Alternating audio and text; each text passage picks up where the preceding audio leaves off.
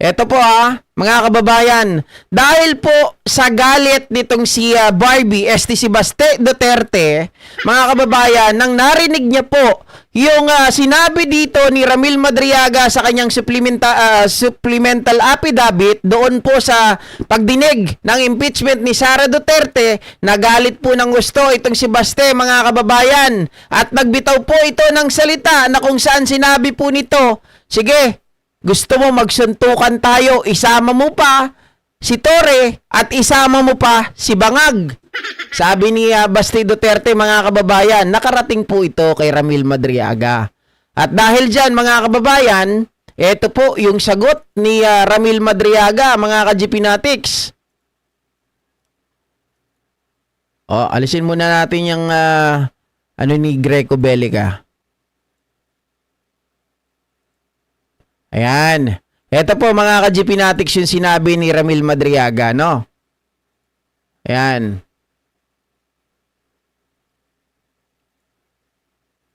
Okay. Sabi niya rito, mga kababayan, sulat kamay niya po ito It's an honor to exchange, mga kababayan. Dito tayo magbasa.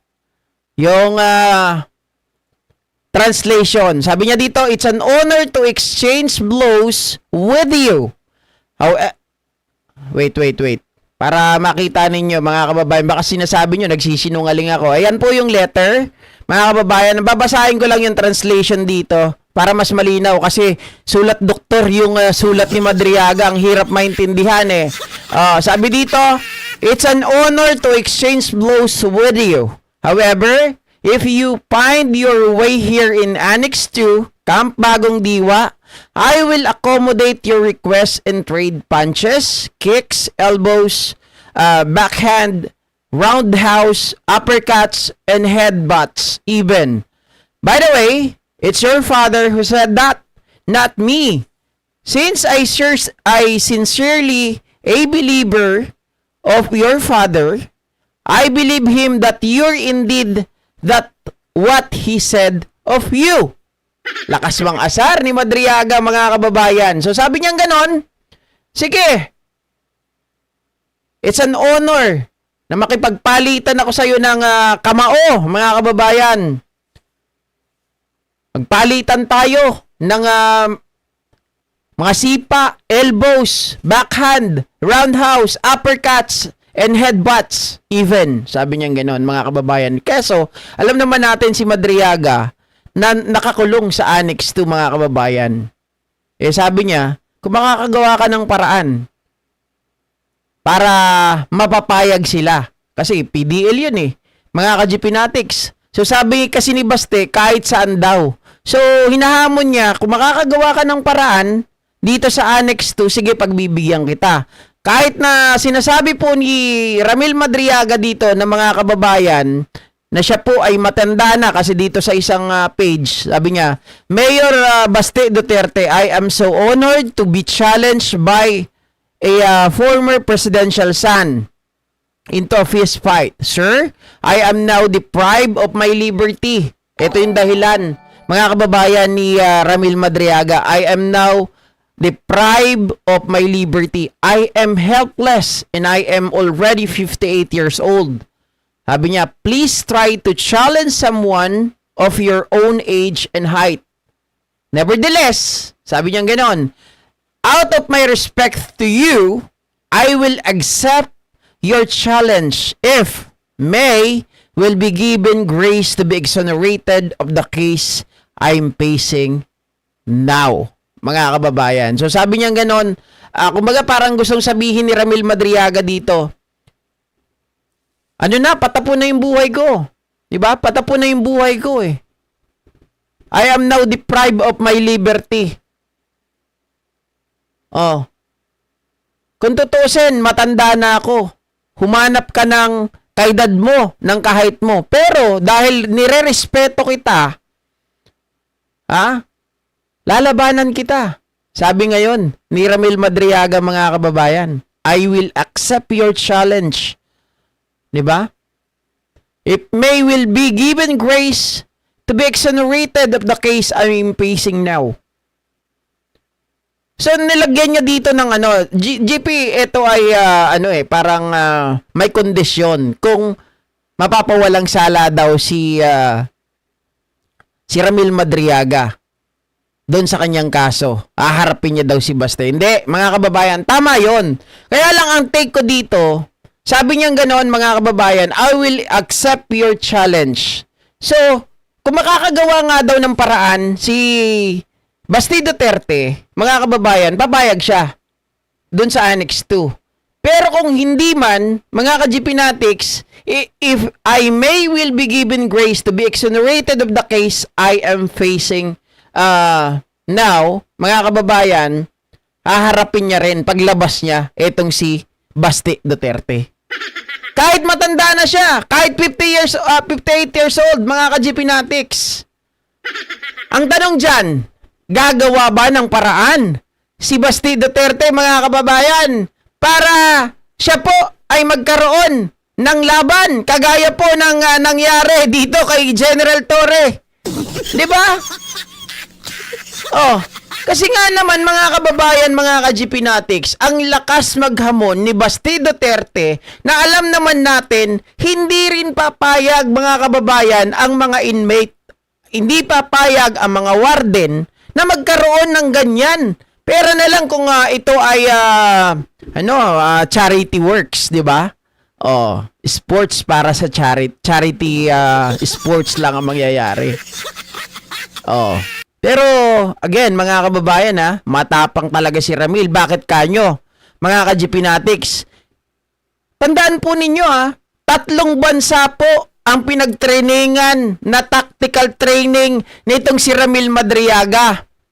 Okay, batak ang katawan. Siyempre, sabihin natin, may edad na. Medyo fragile na yung katawan. Pero yung experience, mga ka-GPnatics, na siya ay naging tactical trainee, 'di ba, sa iba-ibang mga bansa. Sanay ito sa pakikipagbugbugan. Sanay ito sa mga combat battle, mga kababayan. 'Di ba? Si Baste, nakita nyo naman yung katawan. Oh, malaki katawan, may height, bata pa, mga ka-GPnatics, pero tingin ko parang lampay. Diba? O, sasabihin na naman sa akin, oy, sabi mo lampay, di hamunin mo. Mga DDS, laging ganyan sinasabi, mga kababayan. Yung sa post ko, sabi na hamunin ko daw si Baste. Okay na yung si Waldy Carbonell nga, naghamon sa kanya eh. Hindi siya sumipot eh. Si General Torre naghamon sa kanya, hinamon niya, pumalag, di rin pumunta. 'Di ba? Oh, sabi ni John B. Cremulya, di ba nung kabataan natin, supot talaga 'yan. Pag nandyan tayo, lumaki tayo sa kalye. Kapag hindi puro daldal lang, di pumalag. Di supot. 'Di ba? Sabi ni Ma'am Jenny Ramos, gagawa ng paraan, Sir GP, para tumakas uli ang Barbie. Baka ipa-sniper nila si Caramel, sabi ni Mary Jo. Naghamon, duwag naman kay General Torre nga, hindi siya sumipot, sagana sa yabang. Di ba? Mahilig maghamon sa may edad na. Correct. Mga ka-GPnatics, biruhin mo, lahat ng hinahamon niya, Ramil Madriaga, General Torre, Pangulong Bongbong Marcos. Mga kababayan, yun yung mga hinamon.